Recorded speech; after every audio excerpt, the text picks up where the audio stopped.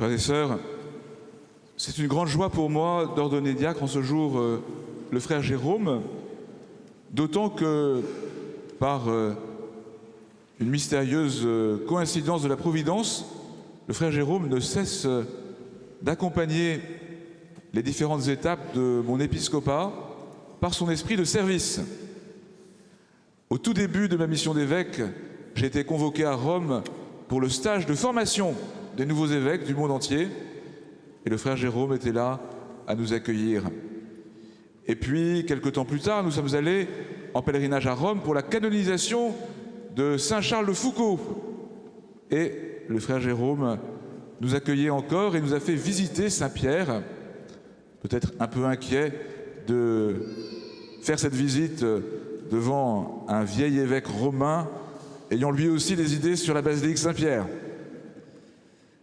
Et puis, il y a quelques mois, j'étais au synode des évêques à Rome, élu par mes frères évêques français, et parmi les secrétaires au service du bon déroulement des travaux, il y avait encore le frère Jérôme. Tout cela annonçait la grâce qui m'est donnée aujourd'hui de l'ordonner diacre. C'est quelque chose de très important dans la compréhension que l'Église a du ministère ordonné. Nous en avons d'ailleurs parlé au synode, que pour être ordonné prêtre, il faille d'abord être ordonné diacre. Le service est la porte d'entrée du ministère ordonné. Elle ne l'est pas seulement de manière chronologique.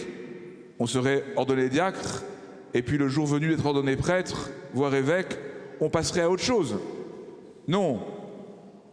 Prêtres, évêques demeurent diacres et ne peuvent être vraiment prêtres et évêques que s'ils demeurent profondément ouverts à la grâce sacramentelle de l'ordination diaconale, c'est-à-dire une grâce de configuration au Christ serviteur.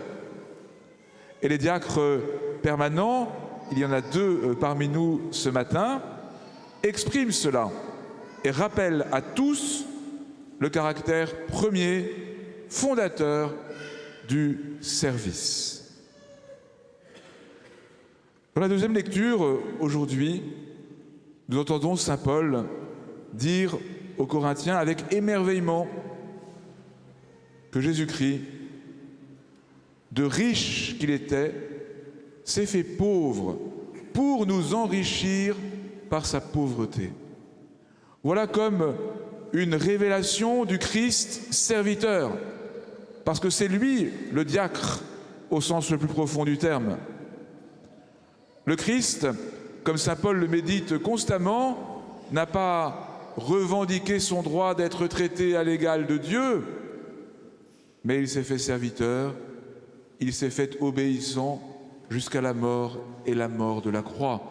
Et le service par excellence du Christ, c'est le don de sa vie pour que le monde ait la vie. Ce mystère magnifique du Christ, infiniment riche par sa divinité, qui s'est fait pauvre pour nous enrichir par sa pauvreté, ce mystère, il nous est donné de le contempler dans ce qu'il a de plus contemporain par l'ordination diaconale de ce jour. Le Christ serviteur. Mais de quoi le Christ est-il serviteur? Comme le chant des enfants nous le rappelle ce matin, le Christ est le serviteur de la vie. Vous avez entendu cette merveilleuse page du livre de la sagesse dans la première lecture. Dieu n'a pas créé la mort. Tout ce qu'il a créé est porteur de vie. Et dans l'Évangile, nous voyons Jésus rendre la vie à l'enfant du chef de synagogue. Nous voyons Jésus la relever, c'est-à-dire la ressusciter. Un diacre est appelé à être un serviteur de la vie que le Christ ressuscité offre au monde. Par le service des plus pauvres, concret, dont la vie humaine est blessée. Par le service de l'annonce de l'Évangile, et le diacre, comme nous venons de le voir, à la mission de le proclamer dans la liturgie, parce que c'est la parole de vie qui donne sens à nos existences et qui nous relève, en étant aussi toujours attentif à éviter tout ce qui peut blesser le cœur et la vie humaine. Être serviteur à l'école du Christ, c'est être serviteur de la vie. C'est être habité aussi par le désir intense de ne jamais être au service des œuvres de mort. Mais comment vivre vraiment cela? Comment suivre le Christ serviteur? Comment être avec lui serviteur de la vie? C'est la pauvre femme de l'Évangile qui nous aide à comprendre cela. Cette femme tellement atteinte dans sa dignité, dans sa chair, pressant que le Christ est celui qui va pouvoir la rendre à la vie.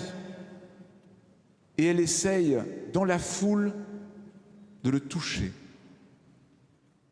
Et de manière étonnante, Jésus, alors qu'il est pris dans une foule, comme vont le rappeler les disciples, perçoit que cette femme l'a touché.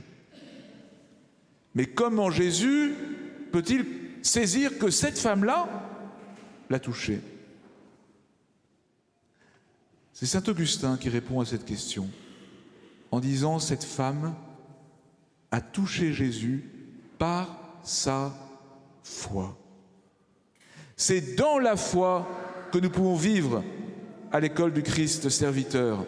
C'est dans la foi que, Jérôme, vous pourrez être vraiment serviteur à l'image du Christ pour préparer la suite de votre parcours et de vos engagements.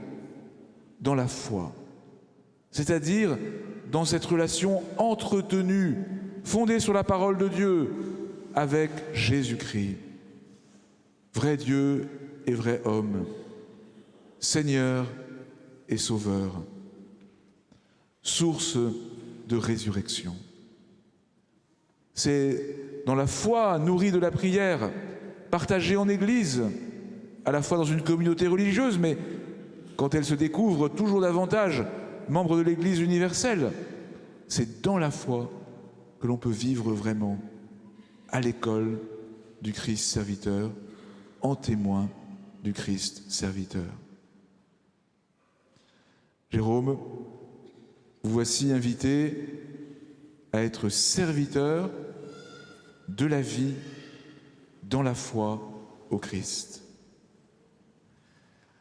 Ce que Jérôme reçoit en ce jour nous concerne tous, quel que soit notre âge et notre état de vie.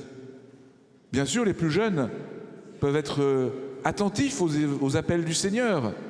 Certains sûrement sont appelés à la vie sacerdotale, diocésaine ou religieuse, à la vie religieuse.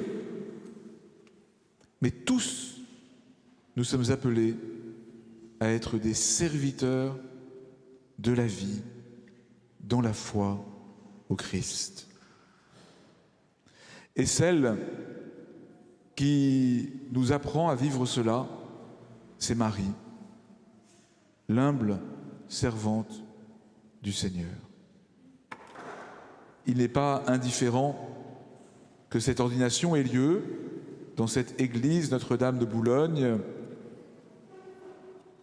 sanctuaire diocésain et paroisse, où Marie, sur les flots, apparaît plus forte que la mort en présentant son Fils au monde, en étant servante de notre espérance et de notre vie. Cher Jérôme, et vous tous, frères et sœurs, rendons grâce pour la célébration de ce jour qui nous remet devant notre appel à vivre en serviteur de la vie, dans la foi au Christ, avec l'accompagnement bienfaisant de Marie, l'humble servante du Seigneur. Amen.